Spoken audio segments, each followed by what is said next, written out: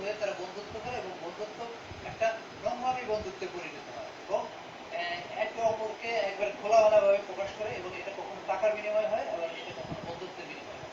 তারপরে এই খোলামেলা ভিডিওগুলি একটা সময় ভাইরাল হয় এবং সেটা এক একটা জনের চারিত্রিক ব্যাপারগুলো তখন ফুটে ওঠে। তো এটা আসলে বিপদ। আপনি যদি একটা অ্যাডাল্ট ওয়েবসাইটে ঢোকেন তখন অবশ্যই একটা মেসেজ দেয় আপনি কি 18+ বয়স আপনার, তাহলে আপনি এন্টার করুন। কিন্তু এই বিগো কিংবা এই লাইক অ্যাপের ক্ষেত্রে কিন্তু এই ধরনের কোনো মেসেজ নেই। এবং মজার জিনিস হচ্ছে এই অ্যাপসটিকে যখন ফেসবুক কিংবা ডিজিটাল মিডিয়াতে বিজ্ঞাপন দেওয়া হয় তখন এর টার্গেট অডিয়েন্স দেওয়া হয় 13 থেকে 30+ এজে, বাট অ্যাপটা কিন্তু আসলে 18+ হওয়ার কথা।